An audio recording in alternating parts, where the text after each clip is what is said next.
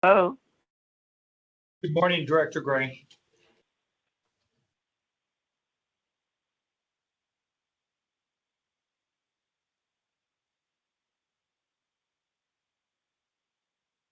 Mr. Chairman, we're ready to begin when you are.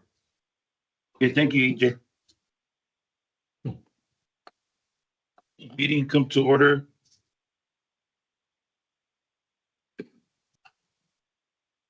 Can we determine a quorum there, EJ? Yes, Mr. Chairman. Director Scott Houston. Chairman Tommy Pavai. Here. Director Desi Alvarez. Director Gloria Gray.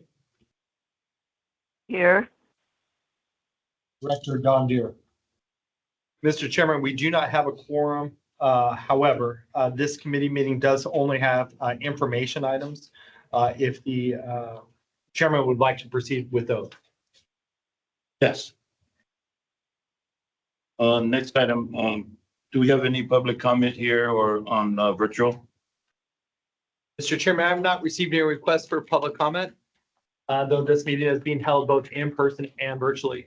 If there's any member of the public who would like to speak under public comment, please indicate so by raising your virtual hand. And Mr. Chairman, I do not see any requests. Thank you, EJ. All right, next item is presentations. Do we have any presentations this morning? Staff has no presentations. All right, and then we're gonna pass up the action calendar since we don't have any action items. Our next item is item 6, our information calendar A. EJ? Yes, Mr. Chairman. Item 6A is our water harvest 2025 update. And for this presentation, we do have Mel Miranda, our public information specialist 2. And this item begins on packet page 3. Thank you, EJ. Good morning, Director Fabai, board and committee members. Before I begin this recap, I just wanted to take some time to introduce a couple of guests we have in the audience today. We have Manny Estrada and Maya Nanta, who are from Coast to Coast Conferences and Events, which served as our contract support for this in the past couple of years. Also here online is Sarah Kuiper, who recently joined Coast to Coast. It definitely takes a village, and I wanted to acknowledge Coast to Coast for their invaluable contributions to the success of this event. Their team was instrumental from start to finish, so thank you to Manny and Maya, project manager Kelly Franz, and the entire Coast to Coast team. I will start the water harvest summary on page 6 with a comparison from last year. This year, our event was held on the last Saturday of October compared to the first Saturday last year, with this year's breakfast taking on a higher profile feel with the 30th anniversary of recycled water innovation providing the impetus. Our educational opportunities again took center stage, including Constance and Wildwood LA stage shows, facility tours of the advanced treatment process, and the Wild and Mobile Learning Units. Additionally, we had 37 booths, including an expanded recycled water booth that was definitely a favorite with its past, present, and future approach, and interactive groundbreaking mulch area, water policy's landscaping program video theater, native plant kit giveaway, and plant-themed beaded bracelet activity. And you see master gardeners being able to staff a separate booth while working with water policy for the native plant kit giveaway. The next slide. Here you can see some impactful highlights, including the I Love Recycled Water sign at the entrance, the aforementioned mulch area, oversized games in the gaming area, the reptile zoo, the Wildwoods LA stage show, tours, and the always popular reptile petting zoo. Speaking of tours, close to 200 attendees participated during the 4 hours. Again, a huge thanks to E&O and PI staff for conducting the tours.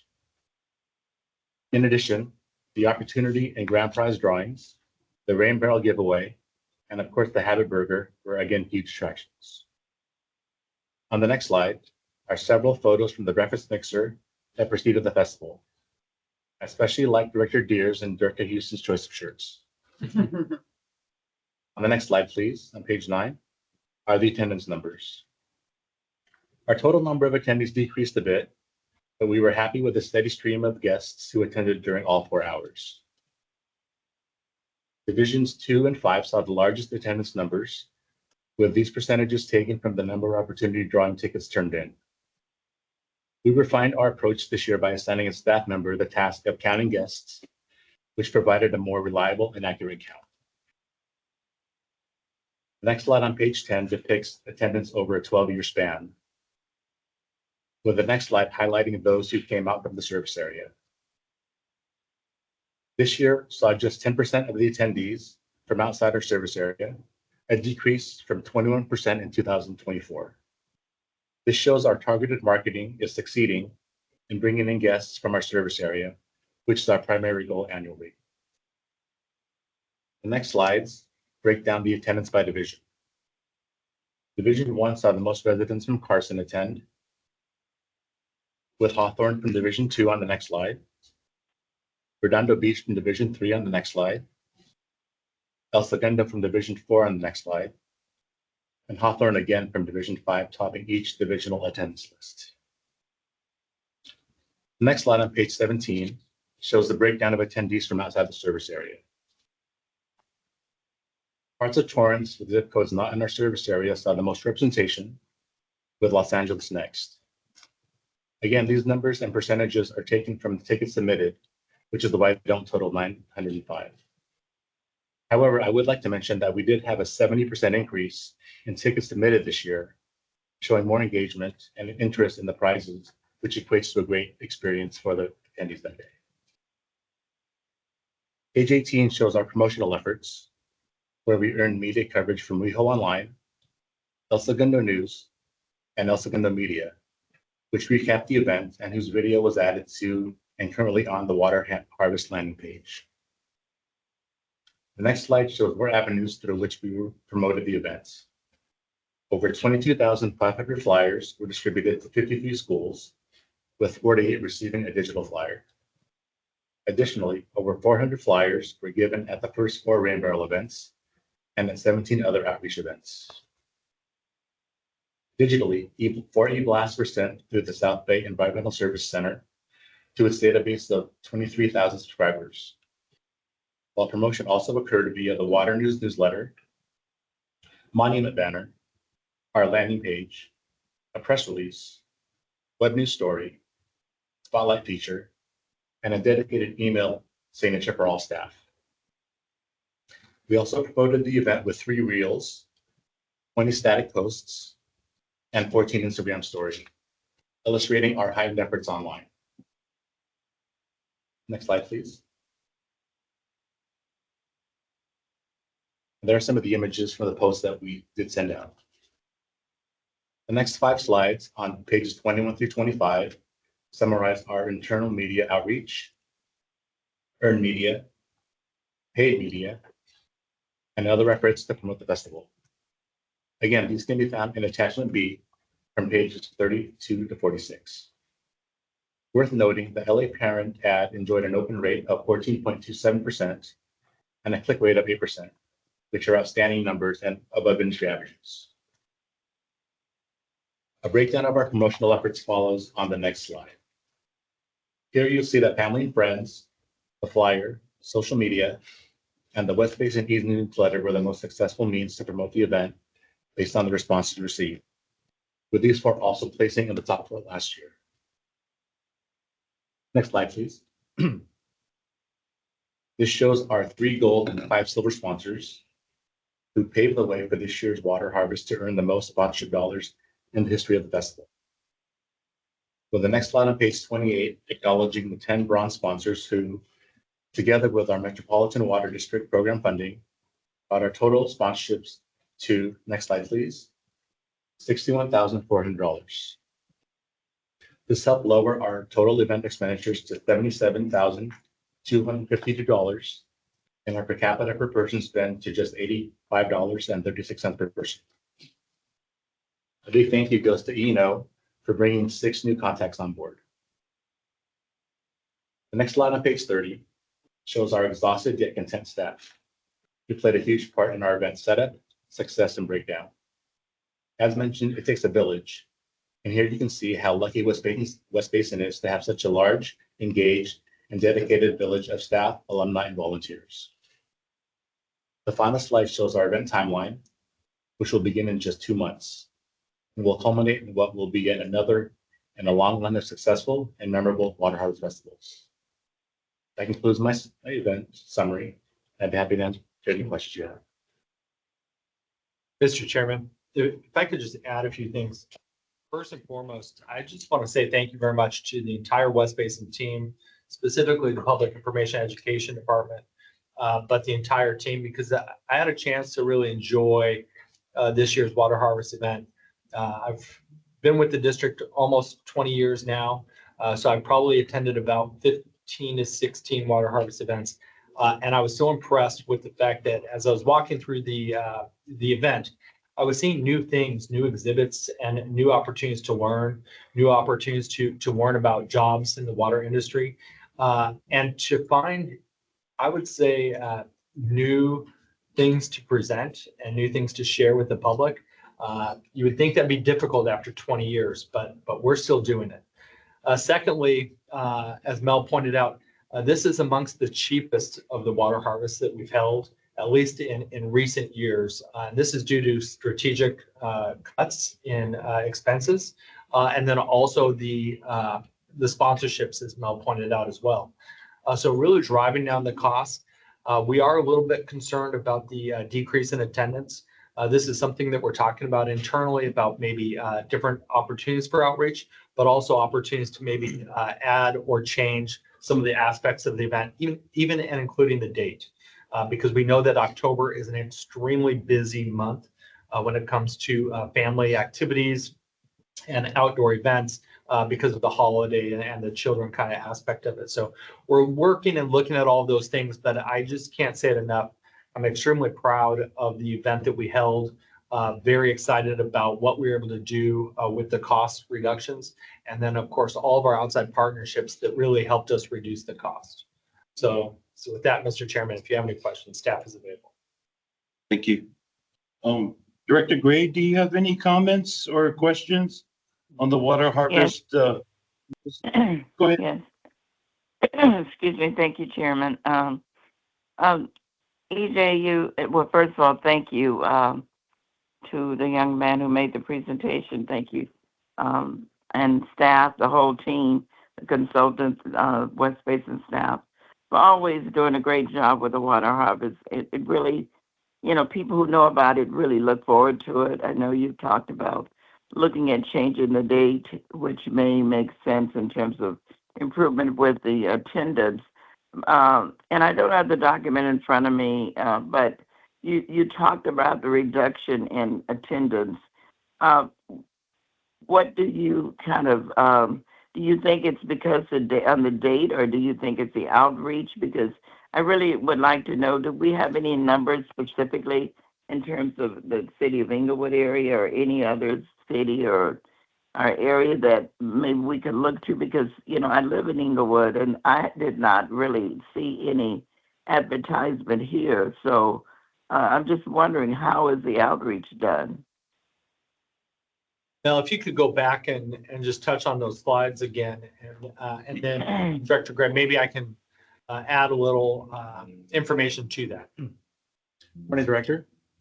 For Inglewood, we had 35 attendees from Inglewood proper, and the second followed by Gardena, which had 33 for Division 2. There's no real Those are concrete numbers? reason. Those are 30 numbers, just 35 people? Is that what you mean? This is based on the tickets that were submitted at the festival. That's just how we Right, based the actual, when they fill in the tickets correct. And how And does that Director Gray- compare to years before?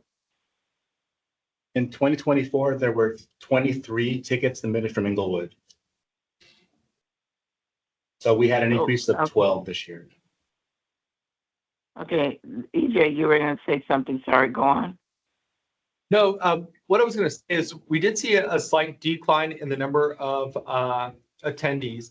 As Mel just pointed out, there was actually more people from the city of Inglewood this year than there were last year, according to the ticket submittal. But I'll use this as a really good example. Last year, in order to accommodate kind of the district's events, and then, of course, the outside events or competing events within our service area, Last year, we actually held the event in the first week of October. This year, again, to accommodate the district's activities, and then, of course, move around some of the other competing local activities. We actually had it later in the month, the weekend, exactly right before the Halloween holiday. And so what I'm saying is that we're looking at kind of all of the different opportunities to make this event the best event it can be. We, I think, are doing trending really well as far as the people that are coming. So the marketing approach, I think, is working. I think that there's just additional opportunities for us to really cement kind of what it is, why people want to be there, and then, of course, meet their expectations once they are there. Well, EJ, what I'm saying, if people are not aware of it, then they won't attend. I mean, 20 some or 30 people out of, what was the total attendance? 905. So the majority came from El Segundo? Is that where they came from? Well, based on the tickets on Division 4, correct. But the two, Well, I mean, go on. I didn't hear Most you. What did you say? the divisions with the most attendees were Division 2 and Division 5 overall for those tickets submitted. Division 2 is that my division? Yes. Yes, that's correct. So where did they come from if only 30 some came from Inglewood? Based on this year's tickets submitted, we had 35 from Inglewood, 33 from Gardena, 4 from Los Angeles, 1 from View Park, and 84 from Hawthorne. From Hawthorne? Yes. Okay. What's the out? I know I'm asking a lot of details, but what's the outreach we do for this? Now, if you can go back to this outreach slide.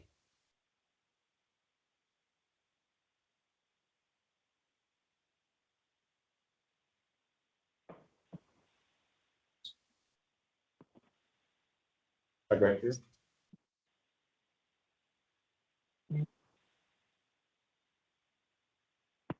So we do mainly, we do advertising, paid advertising. We promote on our website, through social media, through community calendars, which we pay for as well. To give you an example of our print media, we distributed over 22,000 flyers to schools, trying to get enrollment and involvement within the schools.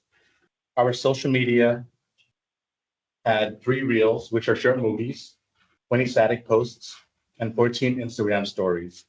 Last year, we only had 2 reels and only 4 static posts to promote the events.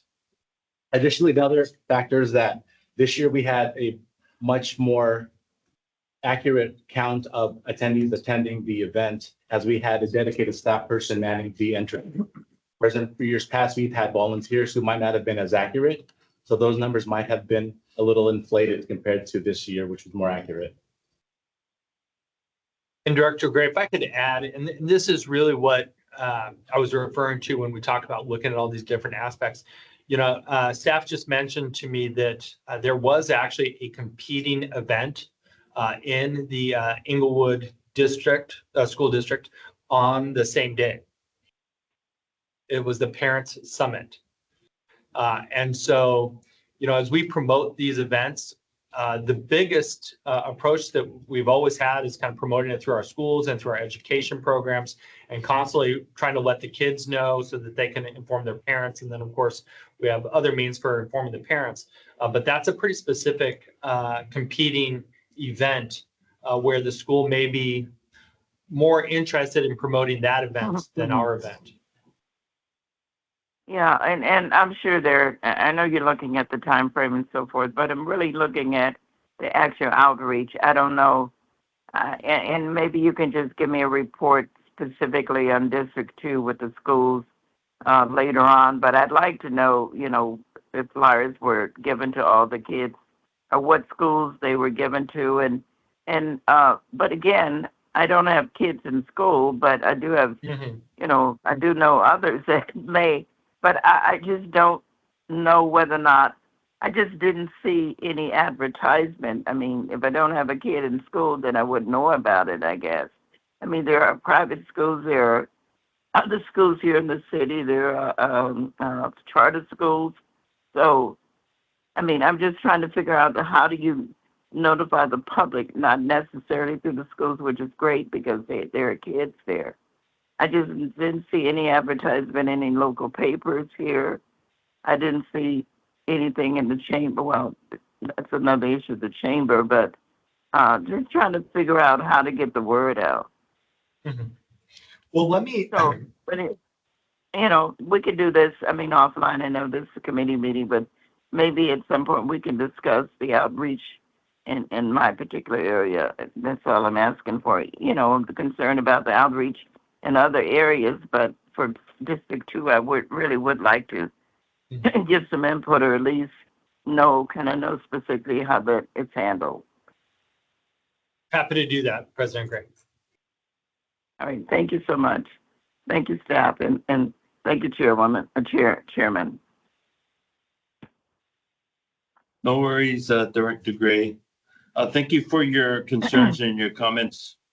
Um, I'll say a few things. I want to echo what General Manager EJ bring up about, all the staff being on point and executing a great festival. I told a couple of my IBW guys that are on staff, I go, you guys have nothing on the water festival. And you guys should think about taking your kids to come see the Harvest Festival.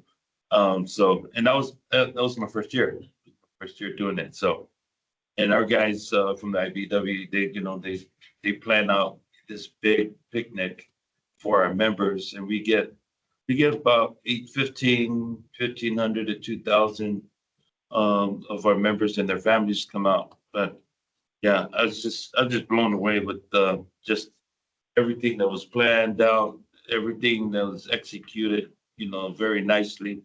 Everything that had to do with the kids too, the booths and everything. Yeah, I really like that. So, just kudos to the staff. Um, Okay, we're gonna move Chair, on may to our next. Oh, Chair Gray, you Chair, have could I something? just say, yeah, thank you for saying that.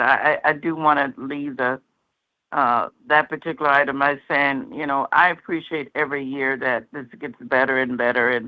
And I know EJ talked about, or someone talked about other things that are different. And I think our staff is outstanding. I mean, they always come up with great things. I just want to make sure that, more people are aware of what we do because you guys do just such a great job. I wasn't able to move around like I usually do, but I could see just by looking at things that you had just opportunities for everyone to learn about water. And it's always first class. So I look at that as kind of our premier outreach event every year. And that's why I want to make sure that, people are aware of it and can attend it. So thank you to staff, the consultants, the team, everyone for making it happen every year, as well as the VIP breakfast. That was great too. So thank you. Thank you, Director Gray. Okay, we're gonna move on to our next item, B, our monthly communications update. EJ? Yes, Mr. Chairman. This item 6B, the monthly communications update, will be presented by Jen Jensen, our Public Information Specialist 2. And the item begins on packet page 47. Good morning, all. I'll begin the report. While we have no press releases that were published this reporting month, I'll start with our communications update on slide 49 for a recap of our web news stories that promote our programs and also our district accomplishments. So we published two stories, one highlighting the significance of West Basin's recognition in earning the 2025 Achievement of Excellence in Procurement Award. To really shout out our procurement department and the great work that they're doing and the recognition of that. and another web story to announce the return of the Parkway Beautification Program for residents in our service area and kickstart the marketing for that program. And then on to our earned media coverage on slide 50, please. There are quite a few nice news mentions of West Basin here. I won't go through all of them, but I will highlight the most significant being Metropolitan's announcement of the MWD Helipod dip tank opening ceremony in Palos Verdes that mentioned West Basin as a partnering agency supporting this wildfire defense effort in our service area. And then Canyon News also featured West Basin in a recap story about our rain barrel events. And then let's move to our other news coverage on slide 51, please. This slide summarizes all of the SBESCE blasts and newsletters for the Rain Barrel program, fire escaping workshops, grass replacement rebates, garden design classes, as well as other West Basin public programs. And again, I won't go through all of these individually because they all have the same theme. But all of these media clips from the report can be found on packet page 66 for your reference.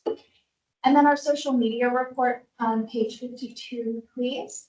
In this reporting period, our social media team posted a total of 59 times across all of our platforms, including 44 posts on Instagram and 15 on Facebook. I will note in this reporting period, this is an anomaly. We usually post on all platforms, but for this reporting period, there were no LinkedIn posts as we intentionally reserve this platform to really prioritize professional announcements when they are appropriate. So let's move to the graph on that slide, which shows the volume of engagements that visually demonstrates how often people are engaging with West Basin's posts on each platform by clicking on links and commenting, liking, saving, sharing, etc. The total engagements for this reporting period were 3,846. And through this time period, several ads promoting our programs and like water harvest were placed, those ads were placed resulting in those higher peaks of engagement that you'll see on that.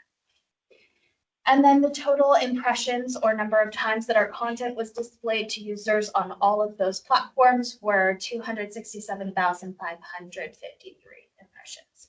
And then, so just to give you a recap, as I always do, but just as a reminder, that stat and really provides perspective on the exposure that our content is receiving. So that high number can possibly lead to more people learning about West Basin, being introduced to it for the first time, and really just increases visibility of all of our programs and overall mission that we promote and post on our platforms. Next slide, please. These are the top performing social posts on each platform for the reporting month. And below the image of the post, we share why it's top performer. So starting on the left-hand side for Instagram, the Water Harvest sponsor post gained 1,222 views. And on Facebook, our top post was the Inglewood Rain Barrel event, which reached 360 accounts. Moving on to packet page 54 for our community relations update. This slide provides a list of community events and sponsorships since the last committee meeting report. West Basin staff represented the agency by attending and or sponsoring 10 events in our service area. And then this reporting period began with a district sponsorship at Cal State Dominguez Hills, followed by the sponsorship of the Clean and Green Festival, which was eventually, unfortunately, canceled due to the storms that we had in mid-November. But our sponsorship and support of that event was not canceled. And then after that, the Carson Sheriff's Station golf tournament, staff engaged with 50 students at the El Camino Internship and Volunteer Fair. And then the Palos Verdes MWD Helipod ribbon cutting event took place on November 19th, which we had staff and board representation in support of that on that date. And then we also welcomed quite a number of guests and political dignitaries there as well. That was followed by the Malibu Rain Barrel event, during which a record 150 rain barrels were distributed, the most ever in that city. So good shout out for that. And then staff spoke with 25 students during an LA Trade Tech water technology class in December. And then facility tour 2 days later hosted 10 Blue Ridge Academy homeschoolers who learned about water recycling in person at our ECL facility. And then to close the community relations section, there were 62 community engagements at the El Segundo Rotary Club Puzzle Hunt after party that occurred last Saturday. Now let's move on to the program section of the report on slide 56 for a summary of the Fall Water News District newsletter. It was deployed to our 3,853 subscribers with a 33.6% open rate. That has changed since this. On that slide, you'll see 32% when we submitted that report. It has increased since then due to more people opening the email. And then that reflects the engagement of the readership. And then we have a 1.5% click rate on the actual newsletter. And then all of these stats represent around the same results we typically have seen since relaunching this quarterly newsletter last year. And we do continue to work on increasing visibility of that newsletter and the useful content with our service area by promoting it at community events, on our website homepage, and also on our social media as well. Next slide, please, 57. Okay, so I'm very happy to share that the video series to promote the residential grass replacement rebate program has been published on YouTube and is available for the public to view. This has been months in the making since we kickstarted this video series project earlier this year. We began working with a production crew to create an impactful, useful, and creative video series that really captures the importance of the free water conservation programs that West Basin provides. So 2 of the videos are landscape maintenance guides featuring our on-screen staff talent, Jeremiah Shea, who did a really fabulous job starring as the on-camera host of those landscape instructional videos. And then really just to summarize what those videos are all about, they give people a free, accessible, evergreen resource to reference that teaches them really how to care for their new water efficient landscapes once they complete the grass replacement rebate or parkway programs. And then the next 2 videos are client testimonials with participants in both programs showing the impact that this West Basin resource had on their homes, their families, their neighborhoods, and also the environment.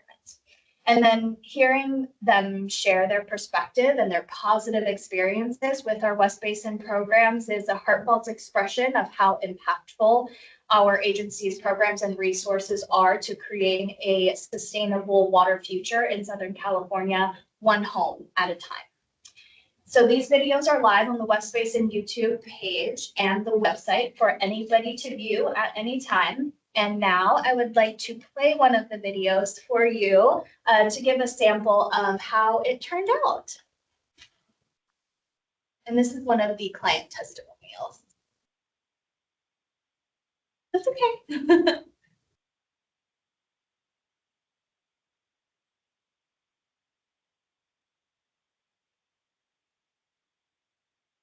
We need some elevator music.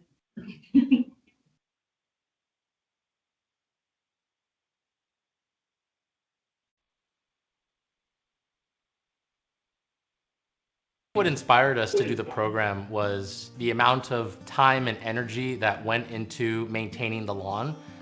We have a toddler and a baby. And dogs and cats. And dogs, and two dogs, 2 cats. I think I got like an ad for it, and then I saw like, oh, $3 per square foot. I went to the website, and then I saw, oh, okay, we can get money for every square foot of turf that we remove. Yeah, we were gonna get back about $3,400 in addition to turning the front lawn into what it is today. We were so excited that we could get fruit trees through the program.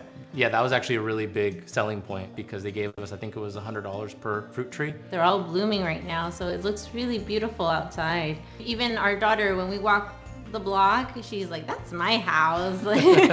When my sister came over the other day, actually, she didn't even want to park in front of our house because she didn't want to disturb the bees. Maintenance is pretty simple. All it basically needs is a little bit of sweeping up the wood chips a bit, and then occasionally pulling some weeds, but that, pales in comparison to having to mow a lawn. The other thing too is just the ability to conserve water. So I think for all those reasons, it's worth recommending to all of our friends and family, which we've already done. We've already done, yeah, and it was a pleasure working with West Basin. Yeah, it was. Nice. That video really shows the impact that our programs have not just, like I said, on the families that participate in the programs, but then they go and share it with their sisters, their moms, their dads, their family, and neighbors walk by their houses and see it, and ask questions. So that was just one of the testimonials, but there are two that are up on our website, and we are currently working on integrating them into our social media and program marketing strategies to promote our programs. And we're really just excited to share this with the board, and we will share more on how we integrate that into our marketing and advertising once we establish a strategy and plan for that in the future. Next slide, please.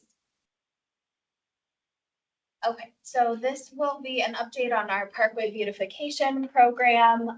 We launched the program for the second round after a successful pilot program last year, or this last year. And then our marketing strategy is listed on this slide. I know I've shown this in past committee meetings, but just want to reiterate, this is our comprehensive outreach tactics to get the word out to our service area residents. And we look forward to another successful phase of this program and really seeing the effects of our conservation resources right in Creek Pool's front yards. On slide 59, we have updates on the residential grass replacement rebate program.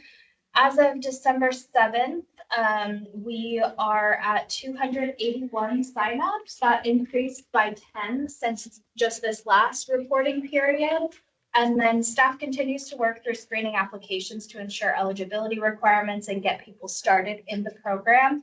We are currently evaluating marketing tactics and considering the most effective options as we move forward with advertising this program. So we'll continue to keep the board apprised as this moves forward. On the next slide, please. We will provide an update on the promotion for the $7 business and public agencies grass replacement rebate program. Since launching the first phase of the program and marketing earlier this year, so far we've deployed outreach tactics listed on the completed section of this slide. And as we look ahead to launching phase 2 marketing tactics, which include additional social media posts, direct mailers to businesses, property management, and city officials. The policy department will be taking collateral to city council meetings coming up in the future to promote the program in person as well for more direct outreach. And then we will as well keep the board apprised of this effort as it progresses as well. Next slide, please, page 61 for the most recent information on the garden design classes, our collaboration classes with MWG. Since the last class in Inglewood was canceled due to low RSVP numbers, we are looking at rescheduling that class and 5 other classes throughout the upcoming year in 2026. And on the next slide, please, 62, we have programmatic and promotional updates for our Rain Barrel giveaway events. Now that this has wrapped up for this year, all 6 events have been successfully completed, giving away a total of 1,211 Rain Barrels. As we move into the new year and the continuation of this longstanding program, we are redesigning the marketing flyer to give it a fresh look and to reinvigorate interest in this program as we continue to move forward. And then we will be scheduling the 2026 giveaway dates in late spring, early summer of next year into 2026. On the next slide, 63. So the last firescaping workshop on November 12th at Malibu City Hall welcomed 25 attendees. And then just for a quick update on this, moving forward, we're redesigning this flyer as well to give it a fresh new look too. And we are working to schedule 2 more workshops in spring of 2026, along with the marketing tactics to promote those upcoming events once they are established. And then on to slide 64, I have several updates for West Basin's education programs. Training for tour guides was completed on the dates November 4, 6, and 20th. Education coordinator Fritz Petropoulos facilitated those trainings, and the attendees included both Roundhouse Aquarium consultants and also public information and education team staff. And then the school tour program started last week, and West Basin has really dazzled a variety of really enthusiastic students, teachers, and adult chaperones in the first 2 weeks of that program, given the feedback that we've received. And then Water Saver Classroom assembly scheduling is underway currently, and the assemblies are set to start in early 2026. Additional marketing for that program will launch in January of 2026, coming in the next month. And then finally, the Being Waterwise is student art contest planning is well underway. Sponsorship solicitations have gone out and all materials are currently under review. And then the marketing plan for this program launches in January as well. So lots of things in education coming up in January. As in the previous years, art lessons and free art supply kits will be provided and available for teachers in our service area to distribute to students. And the contest will run January 12th, 2026 through March 13th, 2026. That concludes my communications report, and I'm happy to answer any questions at this time. Thank you, Jen. Through EJ, I got a question for Jen now. Yes. Can we go back to the slide, page 54? And then it mentions number 8 there, workforce speaking up, LA Trade Tech Water Technology class. Do we have a partnership with LA Trade Tech when it comes to having an instructor give this type of class? Oh, okay. All right. Lisa let us know about this event today, or the day before actually. But they said they were speaking in front of a class, and it was her and Uzi talking to the class about water as a career moving forward. So we do. I'm not sure if we have an official partnership, but we have been involved with LA Trade Tech in many different events. So they are definitely on our as one of our partners. Mr. Chairman, if I could just add to that. So what we've been doing is conducting a great deal of outreach with all of the colleges, university, and educational facilities and organizations within our service area to ask for opportunities to promote workforce development in the water industry. This is one of those opportunities that came to us. I actually did send you and the board of directors a little overview of the opportunity, the class, and the discussions with some fun photos of the group as well, just to highlight some of the things that we're doing. And we're going to continue to do this. I know that we have a couple of upcoming tours with different universities as well. We're trying to get everybody that we can in there, but it ranges from the different types of students and professors and teachers that take us up on that. And I'll use this as an example. We've had a couple of engineering professors that now want to bring their students in to kind of see what we're doing at Edwards Sea Little Water Recycling Facility and kind of get their students engaged in the water industry as opposed to other industries that engineers are always welcome to. Well, I think that's great because we as West Basin, I think, and EJ knows this, that the outreach when it comes to education and having these type of workforce, courses, opportunities to speak about West Basin, I think it's key. So the more that we do these outreach and go to these universities and community colleges, I think it's a great thing moving forward. So. Thank you. Thank you for the report. We're going to move on to item C, the monthly water bottle filling station program update. EJ? Mr. Chair. Oh, I'm sorry. No Director Gray, problem. did you want to I comment? yeah. Yes, please. I just want to thank Jen for the report. It was very comprehensive, and thank you to all the staff who supported all the different activities during that were included in the report. So thank you. Thank you, Director Gray. EJ?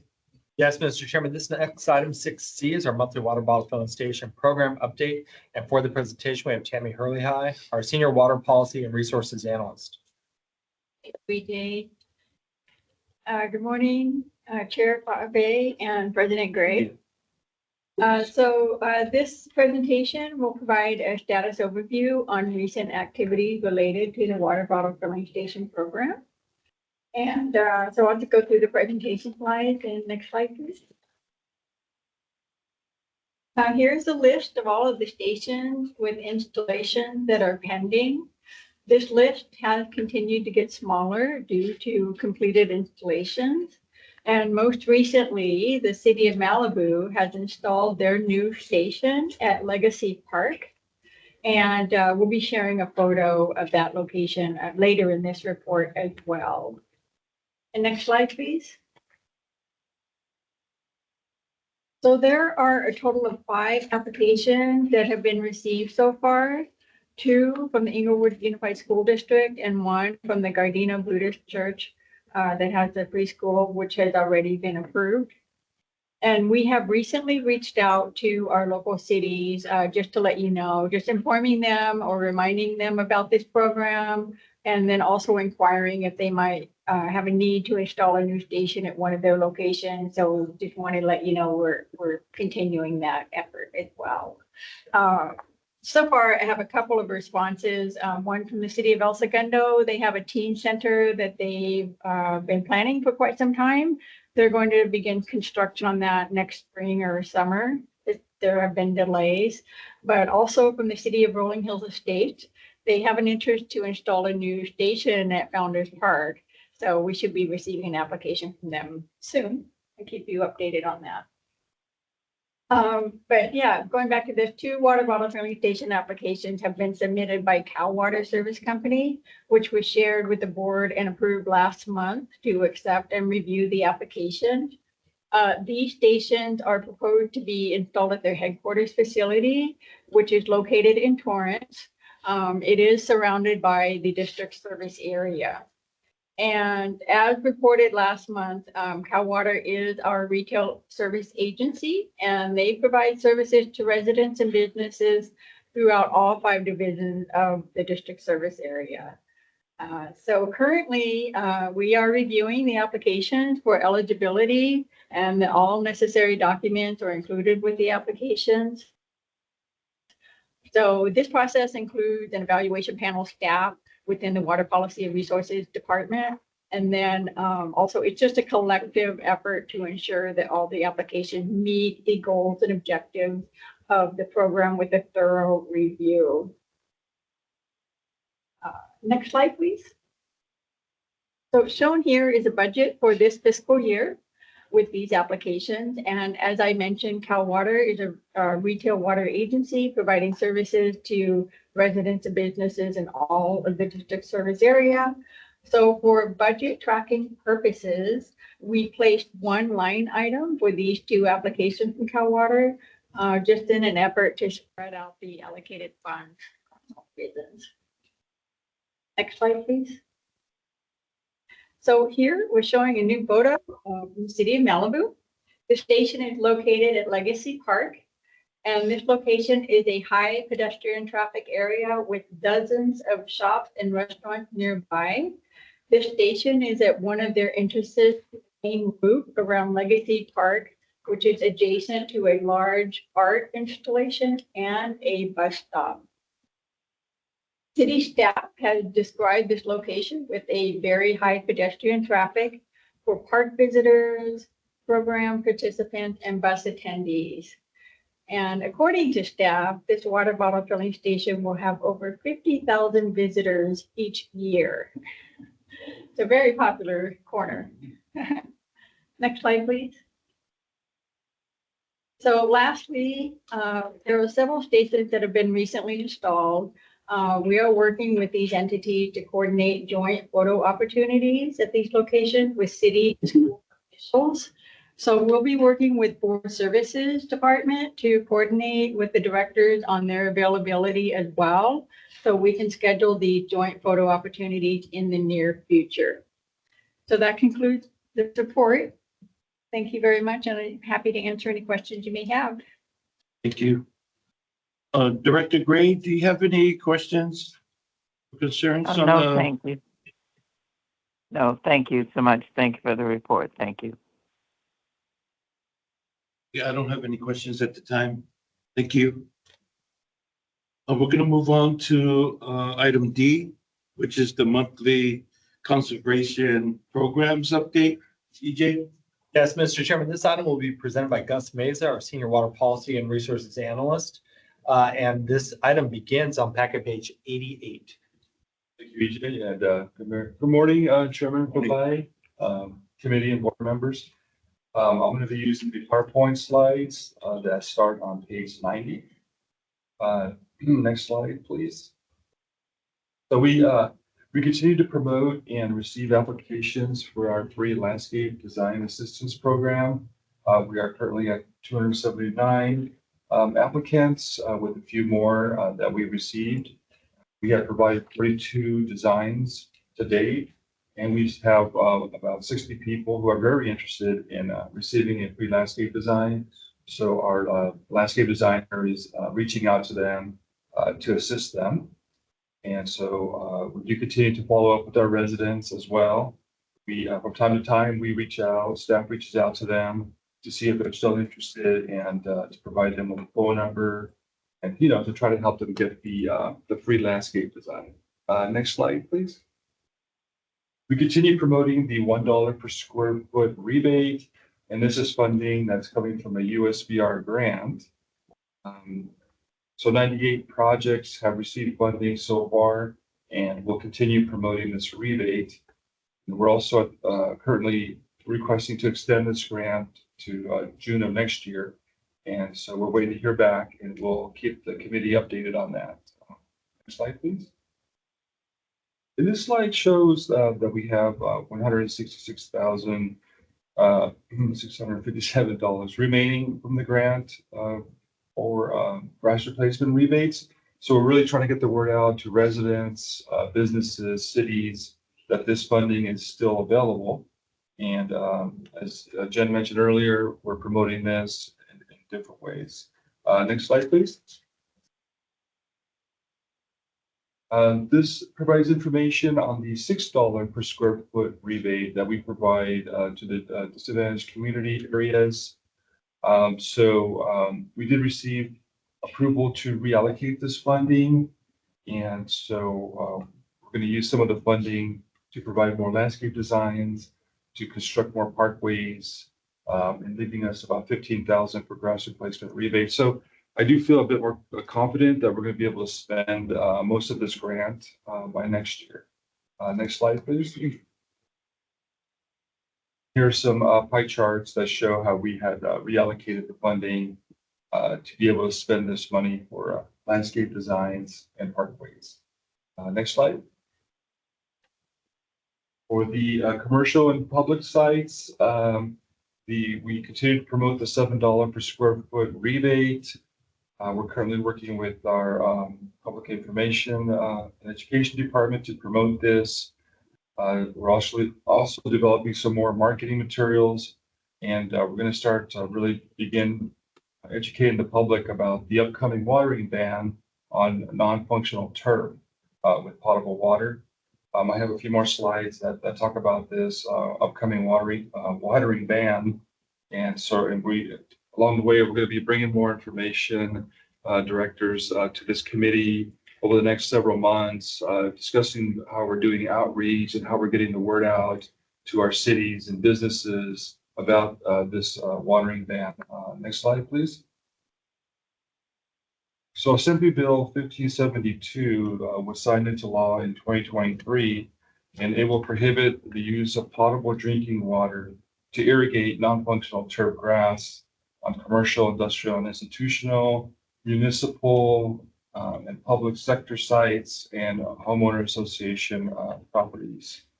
The irrigation ban will begin on January 1st, 2027, and it will start with public properties like cities, libraries, courthouses, and then move to commercial businesses in January of 2028.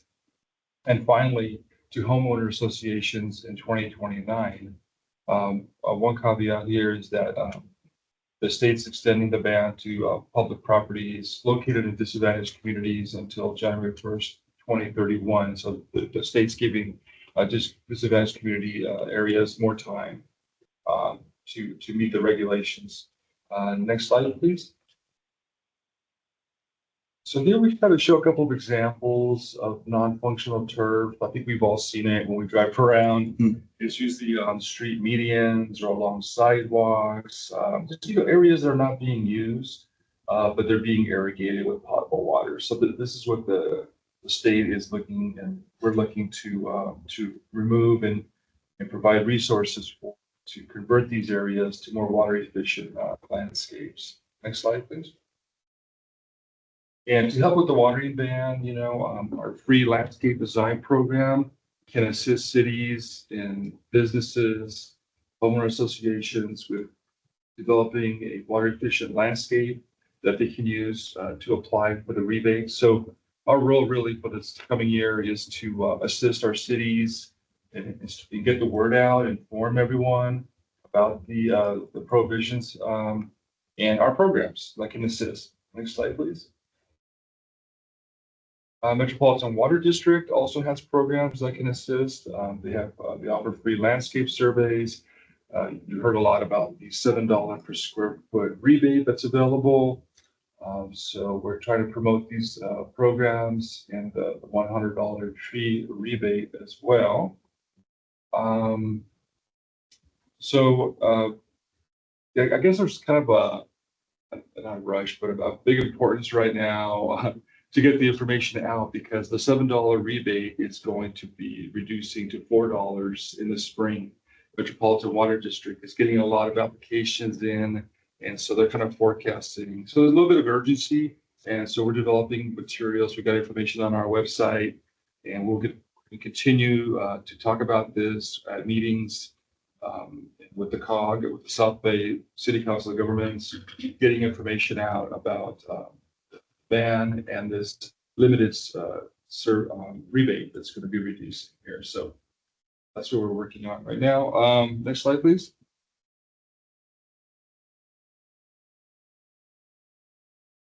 And so MWD, they already begun to promote this. This is a photo of one of their billboards that they have placed. They placed several billboards around in the last few months along the freeways. They're trying to get information out now to let the cities and businesses know that this watering ban is coming on January 1st, 2027. So they're working hard to inform public as well. Next slide, please. And the California Water Efficiency Partnership, or CalWEP, they're an important organization in California, and they begun. They were established in 1991, and we were an original signatory to that organization back in 1991. We signed the MOU to become a member. So most of all the water agencies in the state are members to this organization, and to support their members, CalWEP has been working with the membership and the stakeholders to develop supporting materials that we can all use to inform the public. They're working closely with Metropolitan Water District, and as you can see here, they've developed some fact sheets, FAQs. They've even developed some regulatory language that cities can use to place in their ordinances about the restriction. There's been a couple of cities that already started putting language into their ordinances about this coming ban. We also plan on collaborating closely, as mentioned, with the South Bay COG, the South Bay Association of Realtors. We had a good meeting the other day with them. They want to get information out to the real estate agents, so they're informed as well. And so we're working with that organization as well. Next slide, please. Okay, shifting gears here. I think Jen talked about the rainfall event already a bit. So here's some kind of final numbers on the program. And just want to mention that staff is working on scheduling the check presentations to the volunteer groups. So I'll be working with board services, and we'll be reaching out to our directors to find some dates in the next month that will work. Either present the check here if the director would like at a board meeting, or maybe we go out to the site and present a check So we'll provide some options. Okay. Next slide, please. Let's see here. I think this was covered already. We had a very successful fire escaping class in the city of Malibu. Next slide, please. And so we and our program partners, we had a soft launch of this new program in Malibu, Topanga, called Your Smart Yard.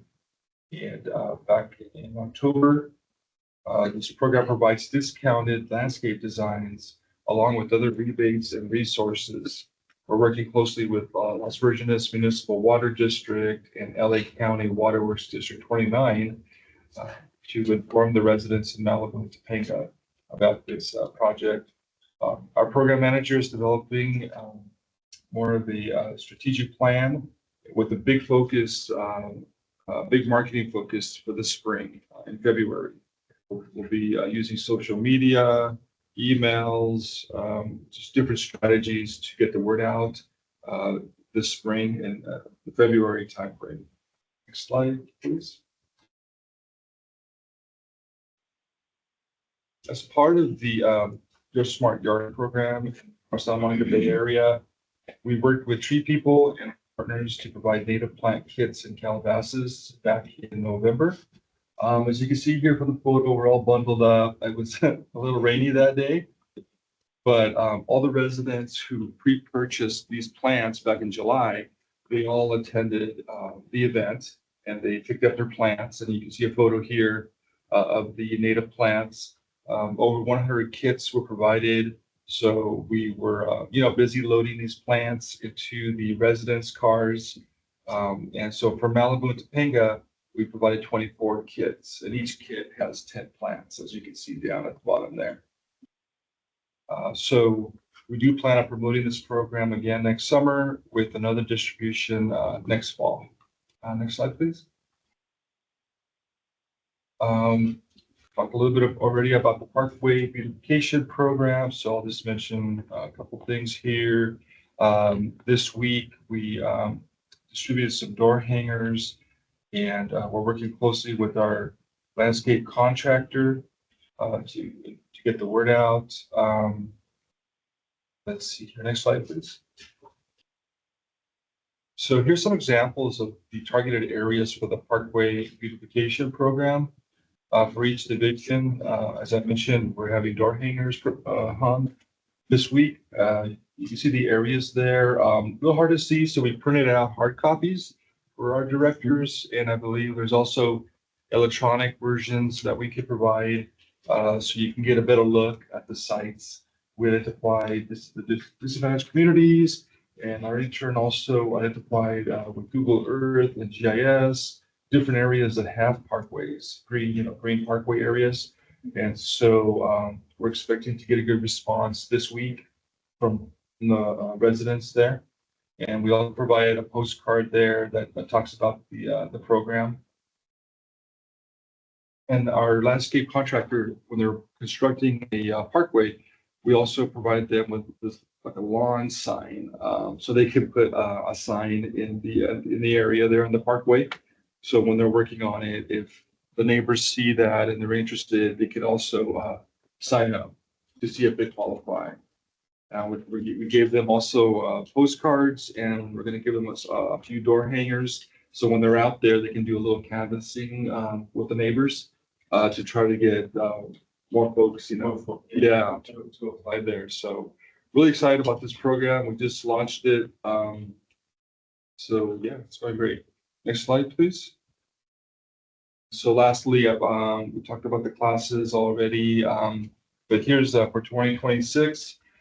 Really excited. We're going to be launching more landscape classes, as you can see here, a couple of firescaping classes, our 20-minute west-facing chats.